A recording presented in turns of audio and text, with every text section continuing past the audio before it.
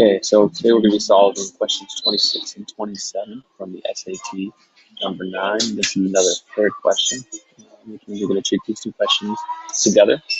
Question 26 says, based on the passage, Bottke and Levison's conclusions would most be weakened by a study that did something, and then we need to choose the answer choice that would tell us why the conclusion would be weakened. So it helps to have a sort of a general understanding of their argument before we go into it. We can honestly get away without knowing what that argument is, but it helps give us a quick reference of what's going on. So their argument in the context of this passage is this idea that refugees from the outer solar system are now orbiting in the asteroid belt. So basically, objects that were far out of the solar system eventually were pulled into closer in the solar system into the asteroid belt, which is between Mars and Jupiter. What they did is they focused on specific types of asteroids that are in the asteroid belt, and they're different because they have a dark reddish color. And the reason why this is important is because it suggests they're covered in this carbon-rich gunk, and this sort of residue is what you would expect if icy objects from the outside of the asteroid belt or the solar system, were pulled into the solar system and closer to the sun, and that icy, that it melted, right? And you left with this residue. And what they did is they ran computer simulations to show that the number of observed objects within the asteroid field or within the asteroid belt sort of work with what you would expect given their theory. So again, their theory is we start with icy objects outside the solar system, and they're pulled in to closer into the solar system through gravity, and they get stuck in the asteroid belt. As they're pulled in, sort of the icy surface gets melted away by the sun, and you're left with this residue that you can see, and it shows up as a different color. That's their basic argument. Okay, we don't need to understand it 100%. We just need to understand it good enough to solve this question. So 26 says, based on the passage, what conclusion would most weaken their study?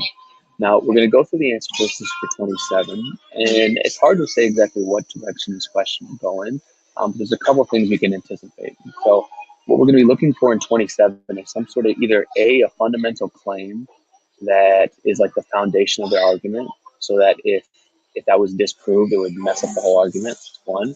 The other thing that we're going to look for is maybe a weakness in the argument. So something that they're assuming, some sort of guesswork that they're making, something that they haven't fully checked, right? And that would be like a little rhetorical cue that would cue us into, hey, maybe this is our answer, right? Because it's something that's weak in the argument, something that is sort of like a vulnerability in the argument. Okay. So let's look at 39 through 41. That says, Bottke and Levison led a pair of studies which support the idea of refugees from the outer solar system orbiting in the asteroid belt.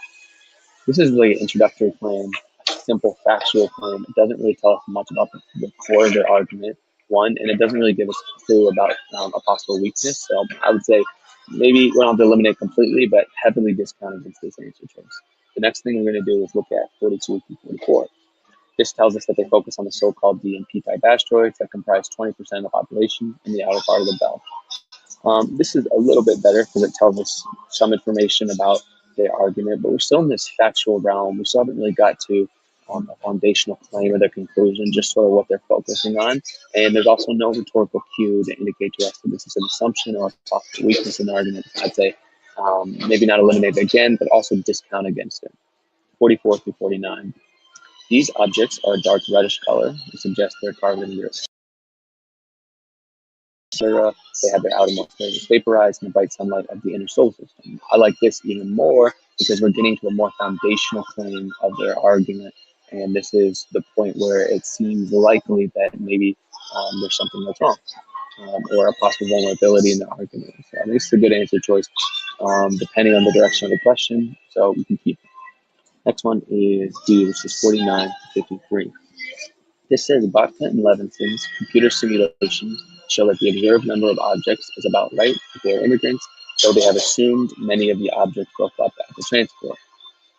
So again, this is talking about something that's a little bit foundational, right? They're running these computer simulations to support their argument. And also, so if this was shown to be wrong, it could potentially damage the credibility or weaken the argument. Moreover, we have this right here.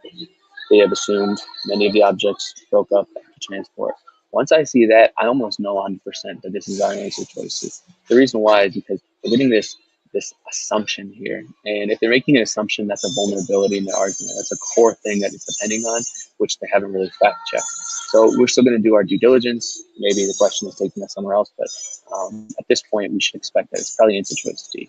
But we still have the other ones to consider, and let's go to 26 to find out. So this is the answer choices here are about additional studies that may or may not weaken their study. So answer choice A says a study that confirmed that heat from the sun burned away the outer layers of all immigrant objects. If that was shown to be the case, then that would weaken their argument. This takes the opposite stance, right? Their whole point is that the outermost layers were vaporized in the bright sunlight of the inner solar system. So this would really support their argument. Next is B. So we eliminate this one. Next is B, that they established that the orbits of certain objects were once less stable. So the problem with this answer choice is that it's just not mentioned, right? It's not a key part of their argument. Elsewhere in the text, we talk about the stability of the orbits of certain planets, but even those are not necessarily about the objects in the inner solar system. There's no text that supports this. It's not a part of their argument. So talk about. C says they demonstrated that very few objects broke up after migrating to the asteroid belt. Now, if we recall answer choice D says that they ran these simulations, and the simulations sort of show that the theory may be correct, but they assumed that many of the objects broke up after transport. Basically, what they mean by that is they're saying the expected number of these immigrant objects in the asteroid belt are what you would expect to see, right? These so-called D and P type asteroids. But the reason they came to these numbers of what they should expect is based on this assumption that a lot of the objects broke up after transport. So if this was shown to be not the case, that they broke up after transport, which is what answer choice C says, it would probably weaken their argument. Not to mention, again, this is the one that refers to our text that talks about the assumption. So for this choice, I'd say this one's pretty good. Let's keep that. D says prove that not all immigrants from the outer solar system survive in the asteroid belt today. And we should really take our time to understand this text because that's the key words: immigrants, outer solar system, asteroid belt. But we want to make sure we know what the meaning of this is.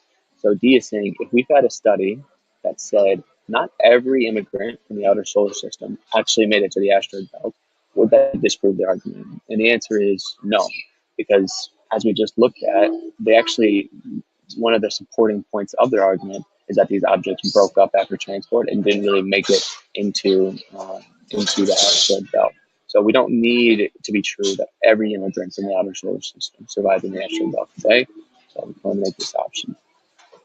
That leaves only C, right? And C matches with D. So those are our two answers: answer choice C and answer choice C.